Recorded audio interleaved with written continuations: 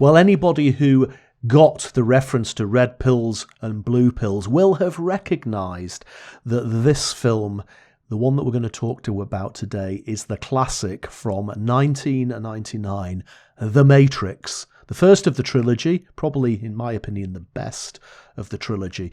But, you know, there can't be anybody in the world who hasn't woken up one day and looked around and, you know, just thought, what if this was some sort of simulation?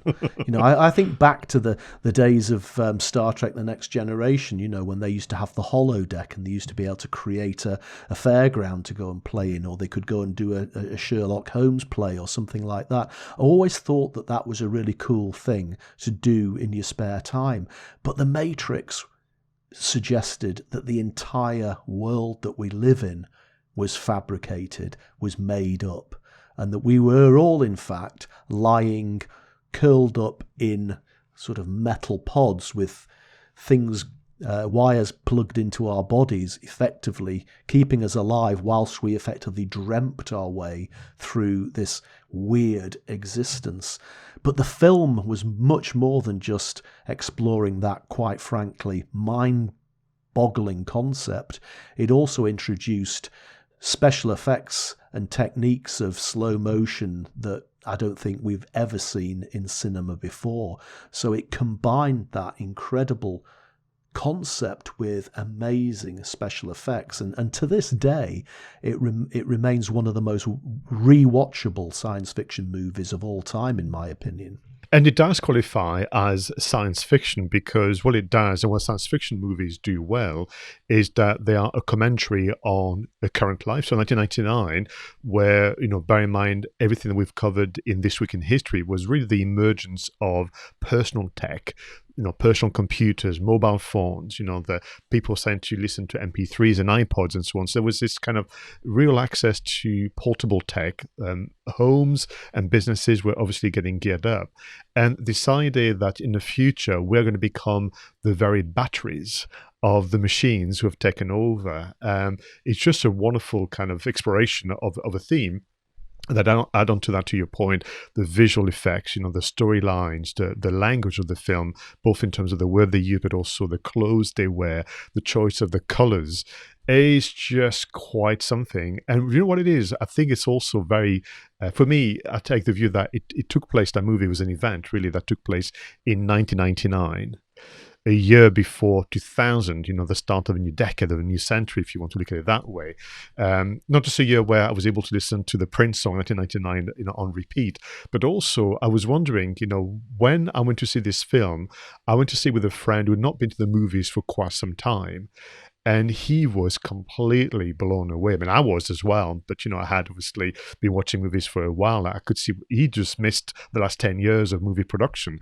And I wonder whether that was, you know, our version of Star Wars or Enter the Dragon or Blade Runner, you know, where people went to the movies and they left thinking, I have never seen anything like it in my life. Yeah, I mean, everything about it is just different and iconic. You know, there's a lot of black in it, isn't there?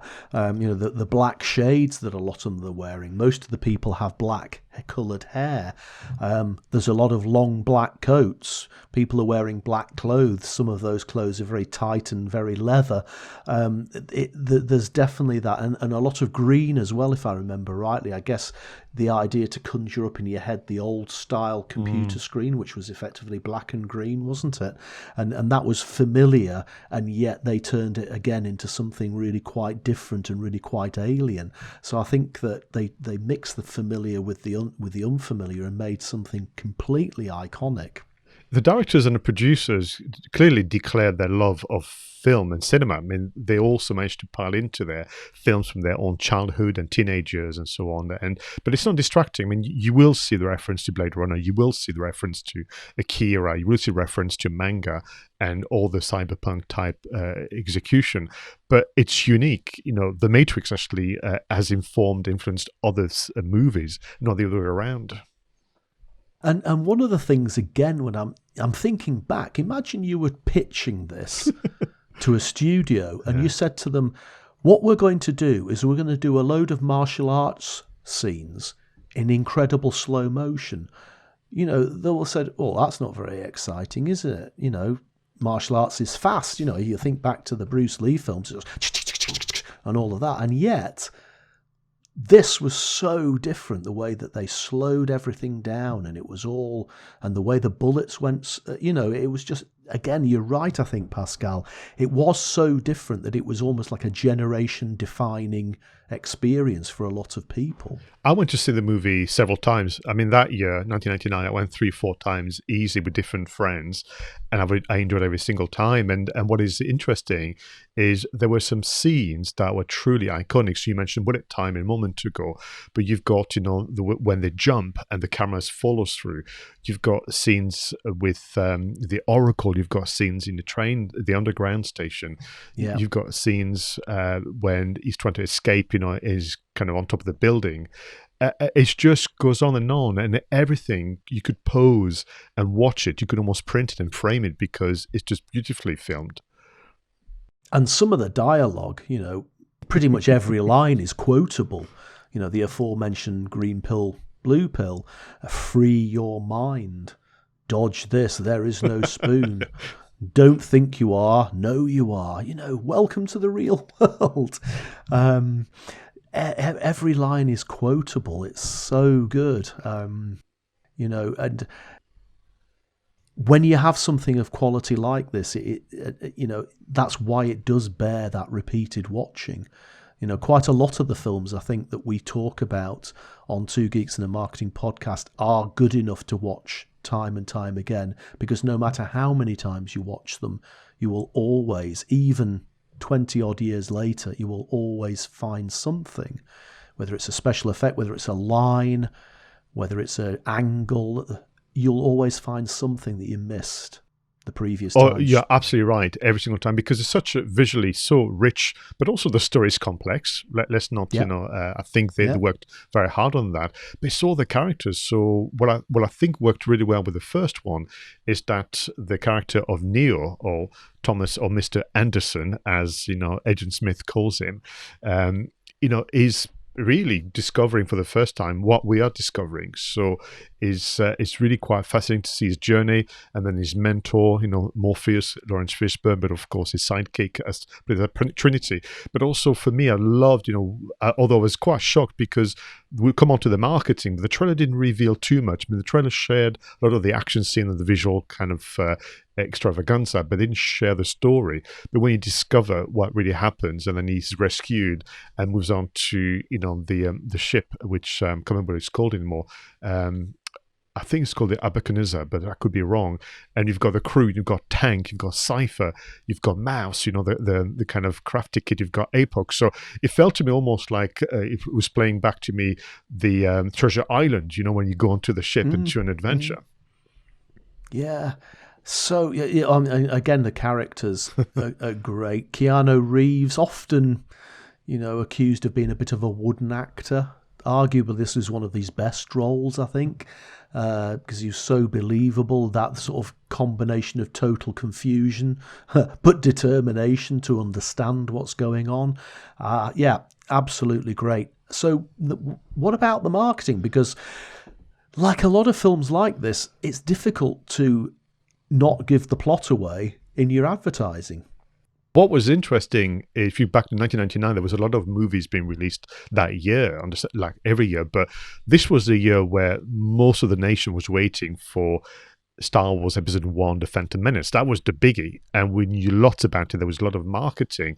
The Matrix was almost like this undercurrent where there was a very, very simple affair of a trailer, some teaser posters, and a lot of the kind of artifacts of the green screens of the symbols, which had elements of the Star Wars language to me, being shared and downloadable as screensavers or desktops. You could kind of get a sense of what this was about.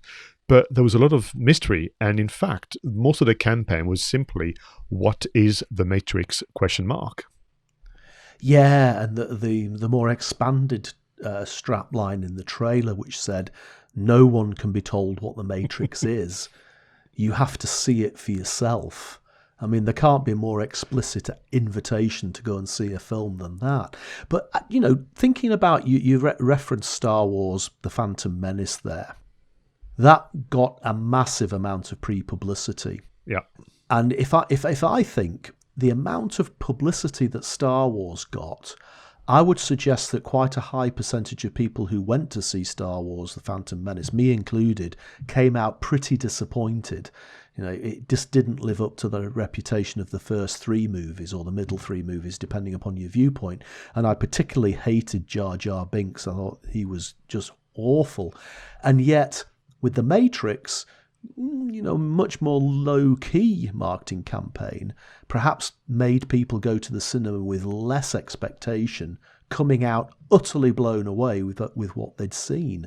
And I quite like that difference between maybe the overhype and the disappointment, and then the underhype of Matrix and the, wow, what was that we just saw? You are absolutely right. I mean, for me, the reason I went to The Matrix, the trailer was obviously exciting, but the main thing was because of the fighting. I knew that action director Yu Ping had been working on it, so that was enough for me. If you know enough about martial arts movies, Hong Kong movies, but also I think, had we seen by then Crouching Tiger, Hidden Dragon, all those movies, so we knew that this was the man to design incredibly beautifully designed action scenes. So I was sold on the action director. Then I knew enough about the cast. I knew nothing about the directors and the producers. And then I saw the trailer and I said, yeah, I would definitely spend, I don't know how much we paid back then in the movies, a tenner, to go and see these sci-fi movies. And left thinking, oh my God, when can I see this again? And in terms of 1999, this was a long movie. There's 2 hours and a quarter. And I'm thinking back as well, because 1999, we hadn't gone full internet yet. No. Mobile phones in those days were still quite large. I seem to remember I had one of the earlier Nokia flip phones. I think I'm trying to remember when I got my first mobile phone. It was probably about 1995, 1996. So we're still in the early days of some of the tech that we now take for granted. And I wonder whether the Matrix played a little bit on people's fears of emerging technology, as well as the coolness that people often felt towards emerging technology. I would agree. I think the timing for thinking, that there was the rising consumption and adoption of personal tech, to the point where in the Matrix, people get plugged in by shoving this really kind of impressive needle in the back of their skull, perhaps predicting, what will happen for us in 20, 30 years' time. So there's back to this idea of, the human flesh being attacked by, tech and machine, which I think is always quite pleasant to explore. But I think, the timing, I think the directors used that, to their advantage for sure.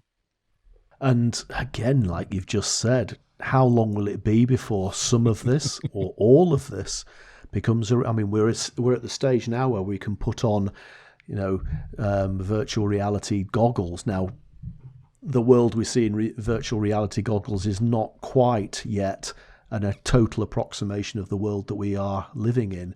But, will there become a day when the science of the Matrix actually becomes a reality? And, again, it could be another science fiction film that people get to a certain age and then they get taken off the streets and plugged into a database somewhere, and then their consciousness carries on watching a movie of the world. I don't know. But it's... I love that movies like this, because they're at once science fiction, but they're just over the line, aren't they? They're just over the line, and it's very, very possible that what they're showing us is going to be a reality before we know it. Yeah, and just to kind of close on that, so this movie was released, let's be clear, 21 years ago. And is still stacking up, as in it can be watched. I don't think the special effects have aged that much. I think people, if they were to discover for the first time, would be impressed with the set design, with the costume design, with the music, with the action, with the storytelling. It is a love story, after all, a sort of redemption as well as. And I just think that it's an impressive bit of work and a bit of cinema moment. And I'm just pleased that I was around to queue up and watch it like I did. Yeah, absolutely right. Do you know, Pascal, I think I'm going to go and have to plug myself in And like a lot of the times when we talk about a film on this podcast, sometimes I've watched it again to prepare for the discussion that we have. Sometimes, like you, we talk about a film where I'm so comfortable with talking about it I don't need to watch it again, but often our conversation actually prompts me to go and watch it again. So let's draw the conversation to a close. Another great film, another great discussion. We've covered some incredible tech today and some incredible content. So everyone, thank you so much for watching the show. Thank you for listening to the show. And do please subscribe. And do please leave us comments in all the usual places, wherever you consume your videos and your podcasts. Until next time, go out there and make sure your marketing is done right. I was Roger Edwards and he was Pascal Fintoni.